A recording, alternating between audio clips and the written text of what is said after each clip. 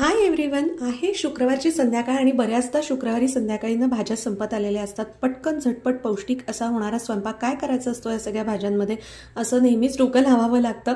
आणि इकडे तोपर्यंत वेणूचा मस्त संध्याकाळचा खेळ सुरू आहे. छान संध्याकाळी आवरून रेडी झालेली आहे. तिच्या क्लिप्स पण मी तुम्हाला दाखवते. छान डेनिमची अशी फुलं आहेत आणि मजा करते आहे ती.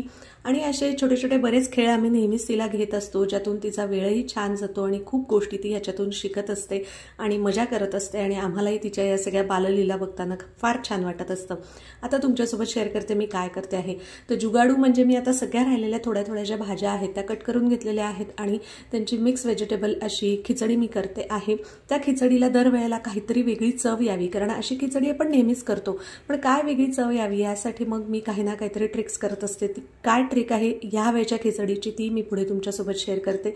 मस्त थोडेसे खडे मसाले घातलेले आहेत. फोडणी आपण तुपातही करू शकतो, तेलातही करू शकतो आणि त्या पद्धतीने मग सगळ्या भाज्या थोड्याशा ह्याच्यामध्ये अशा फ्राय करून घेते आणि मग नंतर ह्याच्यामध्ये छानपैकी तांदूळ धुतले आणि मुगाची डाळही धुतली आणि एकत्र करून छानपैकी खिचडी केलेली आहे. आता मी ह्याच्यामध्ये काय घालणार आहे तर खोबरं आणि लसूण ह्याची जी चटणी आहे माझ्याकडे तर ती ह्यात ॲड करणार आहे. त्याच्यामुळे चवही वेगळी येणार आहे आणि सगळ्यांना खायलाही मजा येणार आहे. तोच पदार्थ पण चवीने वेगळा असला की मजा येते. आणि त्याचबरोबर भाजलेले पापड असतील की सगळे आनंदाने आवडीने खातात.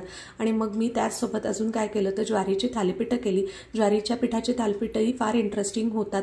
त्याच्यामध्ये फार काही आपल्याला वेगळं एक्स्ट्रा एफर्ट्स घ्यावे लागत नाहीत, पण पोटभरीचंही होतं आणि मजाही येते. लोण्यासोबत खाऊ शकतो, दह्यासोबत खाऊ शकतो, लोणचं चटणी कशाही सोबत खाऊ शकतो. आता इथे कुकर चालू आहे खिचडीचा आणि एकीकडे गरम गरम थालपीठही मी करते आहे.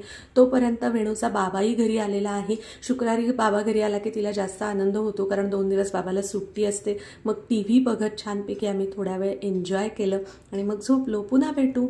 Take care. Thanks for watching. Bye.